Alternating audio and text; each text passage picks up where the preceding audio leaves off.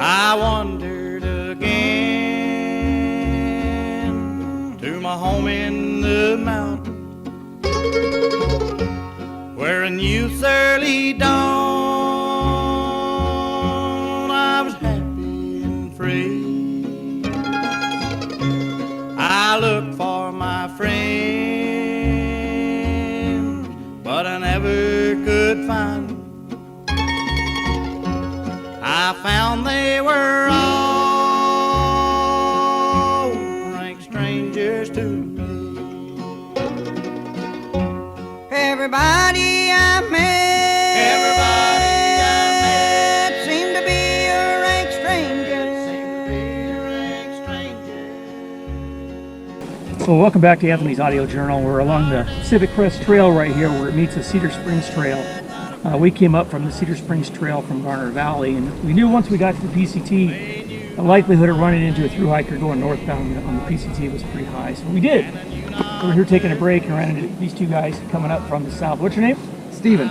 Steven and Tom. Tom, where are you guys from? I'm from New Hampshire. New Hampshire. And I'm a California guy. oh, okay.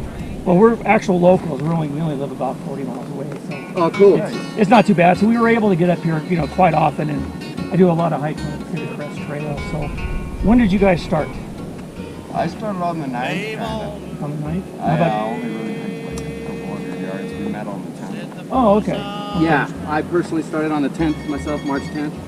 Now, you started at the terminus down there at Campo, Correct. and then you worked your way up past Lake Marino, and then you went up through Yeah, Julian area and Laguna Mountain and all that. Right now.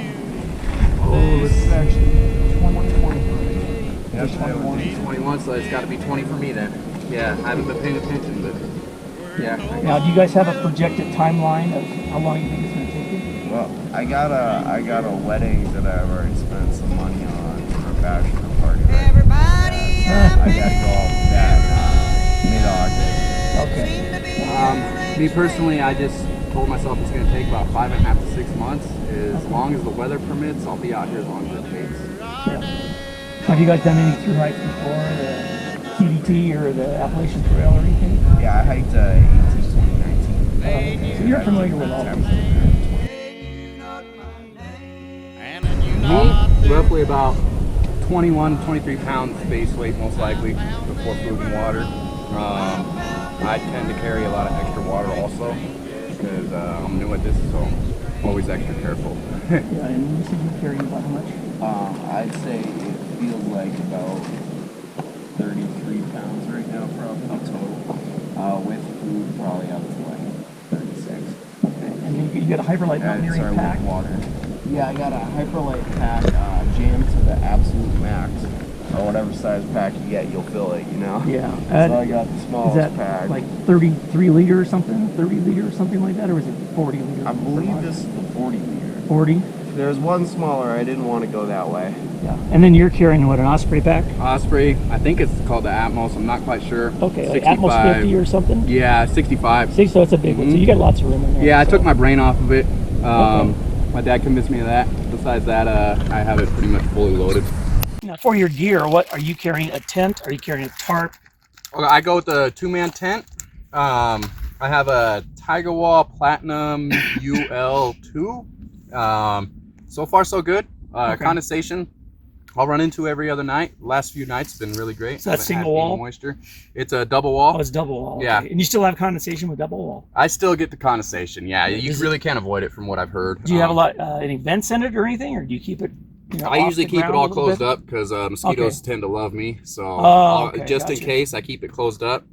We haven't gotten into much cowboy camping yet, just because of we haven't gotten any cowboy camping yet. It's either rainy or the weather just hasn't permitted yet.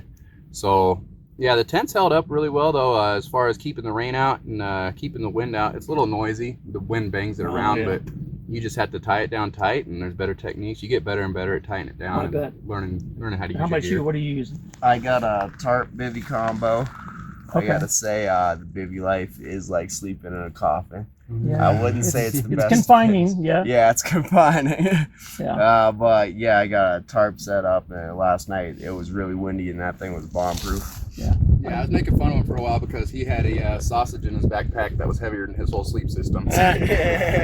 Now, what are you carrying for sleeping bag? What temperature are you carrying? It's like a 20-degree bag or a 30-degree bag? I have a You got 10. a 0? Mm-hmm. What kind is it? I believe it's Thermarest. I Okay. don't remember what Is specifically. it down? Yeah, it's down. It doesn't have down on the bottom. Okay, so it's down on the top and just a nylon sheet on the bottom. Yeah, it's pretty much a mummy bag. It has insulation on the bottom, but it's minimal. Okay, yeah, I know what you're talking about. What about you? What do you carry? 10-degree UGQ quilt. Okay. Yeah. The quilt's working out good? I've always wanted to try the quilt. I've never had It's the touchy. nerve I to mean, try it. honestly, about 2 weeks in, I'm starting to get it down. Sleeping in it, it's tough at first. There's a lot of like just nuisances that you could run into. There's a lot of small things that you don't think about, but for the most part, I like it. It's comfortable. If I could go back and do it over, I'd probably go with the sleeping bag. But I mean, weight-wise, it might have been the right decision. Also, I just might not know it. Yeah. Well, I'm sure as you get used to it and you get better at it, more comfortable with it, that little bit lower volume of weight's kind of really come in handy. Oh yeah, especially as much weight as I carry. I have all kinds of stuff right now. Now, are you guys doing a cook system? Are you cold soaking? What are you guys doing for that? Are you carrying a stove? A We little got a both? stove, but it's we've been having a hard time finding fuel. So sometimes it's been cold soak and sometimes it's been stoves. Yeah. What kind of stove are you using? I got one of those I don't know, it's a GSR, I think. One of the tiny ones that comes in a little bag with the 3 wings that come up for. Okay, is for it base. it's bag green? Yeah, the bag's green. Okay, so it's I have one of those too. Yeah. Yeah, that thing I wasn't expecting much out of it, but you know what? They got so really far. good reviews, and we did a 50-mile hike through the Ray Lakes through Kings Canyon last year, and it was bomb-proof the whole time. Nice. So I love it. yeah, for Kicks up a bit in the $15, you can't beat that, and it weighs 1 gram or something ridiculous like You want that. to see it? They've I gotten got really it good with top the of my stuff. pack here. No, I actually have one. I don't have Oh, okay. I don't have it with me today, but yeah, I have one at home, and those things are great. I usually pair that with a Snow Peak 700 and a little small fuel canister, and that'll get me through 5-7 days on a backpack trip usually. Yeah, I got a little Walmart pot that small fuel can plops right in there. Oh yeah. My previous setup, I had just the burner for the jet boil, and that fit right in the pop too. And then I just capped the Cedar Summit cup in the top, could make oatmeal on that and Oh, stuff, yeah. and it just held the whole system in. Yeah. Are you carrying similar or? Yeah, very similar. I think I'm not quite sure of the name of it either. It was MSR. It's a little red. It's a pocket rocket. Yeah, little pocket rocket. There's a pocket rocket and a micro rocket, so I don't know which one you got. Yeah. There's actually a pocket rocket 2 that came out a couple of years ago, and then the micro rocket came out about a year ago. Oh, And, okay. I have a little Snow Peak Gigapower that I've had forever, Yeah. and then that little XGS or whatever XG 3000 BRS 3000. Yeah, That's what it is. A BRS 3000. That's Yeah. the name of it. Yeah. And a little thing, and I have a little folding titanium sport that I carry with it, and it all folds Nice. inside that 700 pot. Yeah. And that's really all you need. You really don't need Oh, much yeah. more. Yeah, I was fortunate that my dad swapped out stoves with me before I took off because I had one that it was 2 pieces that connect together. It was way bulkier. Yeah. It was just I don't remember what it was. I noticed you're using a Garmin InReach. Are you have tracking? Do you have people following you at home or anything? Yeah, but I mean it's wonky. I'm not sure. I'll get reports back home like, hey, the tracking's not working at times and stuff like that. I don't know if it's just because I keep it off a lot. I really just keep it around just for emergency and just to text checking in if I don't get a phone signal. That's really about it. Just because we're up here and there was some tragedies lately and whatnot. That's the only reason I even have it on the outside of my pack right now. Yeah, well, I was reading just yesterday from Pacific Crest Trail Association that if you go north from here, between Spitler and Apache Peak, as you're going toward Ansel Rock, there's some snow and some ice, and you have to be careful there. Supposedly they already lost 1 person this year Yes. up there, and I know there's a rock slide at Ansel Rock. I talked to a guy about a month ago, said it's passable. He said he's a rock climber though, so technically he was able to work through it. But they're recommending a lot of people get off and just go around. Correct. We were up this way yesterday, not on the trail, but down on the highway. And we actually passed a PCT through hiker that did come off the trail and was hitchhiking up the road. So I think with a grain of salt, I mean, who knows what skill level people have. And of course, it's later in the year now, and maybe there's some snow melt, and maybe it's not a big deal. I know you got traction. Yeah. You got. We spoke with the. You have some traction control too, micro spikes or something. Crampons on the outside of my pack. Okay, there you go. Yeah. Well, you guys only got it dialed in. I noticed you're wearing what are those Solomon XA Pros? Yeah, these are the speed glasses. Oh, the speed for those. Yeah, those are great. Those have better traction than the XA Pros. Good traction. This sand's chewing them up. I wasn't expecting that much. I got probably 2/3 of the traction that I did when I started out, but it's holding up pretty well. I mean, the only ever fault on these is that this part peels down, but super glue puts it right back up, you know. I had a pair at home that totally delaminated on me, and I shoe glued the heck out of it. Oh yeah. But eventually, I tossed them, and I actually bought another pair, and I decided to wear these today. I usually hike in sandals most of the time, or my XA Pros. Tebas or something? No, actually, they're Luna sandals, and I do 90% of my hiking, but I messed up my knee back in the fall, so I need a little bit of extra cushion today, a little support for the knee. So, well, thanks for talking to me, guys. Good luck on your PCT trek.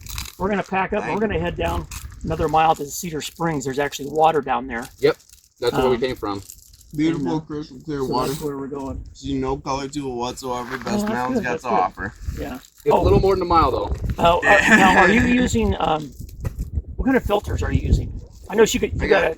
I have the Catadime Be Free, and then he has the Sawyer. I got the full size Sawyer. So life's too short to use the mini. Life's too short for the micro. Mark my words. I actually have both, and I use the Sawyer full size on the same bottle. Yeah. In fact, I brought the Smart Water bottle, but and I just got a Be Free. I haven't used it yet, so I'm hoping. I don't know, maybe I'll play with it down there at Cedar Springs. Cool. And my favorite pieces of gear by far is this Shamak and a Peloton fleece. I think it's KUIUI or something. Huh. Those have been by far my best pieces of gear, though. I think. Well, mine's a Cedar Summit pillow. Yeah, I have a little Amazon pillow that I use too. All right, I'll leave you guys alone. We're gonna pack up. We're gonna head down to the spring and check it out. You guys came from this way? Yeah, you guys came from down there. Huh? Yeah, we came from down there. Yeah, that's right. So now, have you guys haven't been by Eagle Rock, right? You guys haven't seen. We have. Oh, we have. Yeah, it's cool. Isn't that awesome? Yeah, it's awesome. Yeah. First time I saw this, like, this has got to be man-made. It's not. Yeah, I figured it had to be carved or something. No, it's not. It's natural. That's just awesome. Wind blasted or something, you know. Well, all right, you guys. Good luck. All right, have a nice, safe trip. You know, keep your 6-foot distance. You know, hopefully by the time you get to Kennedy Meadows, all this will be a thing of the past. I'm hoping so. And it'll be done because that Kennedy Meadows is where the party starts. Yep. All right, you guys. Take care. Cool. Thank you. Thanks.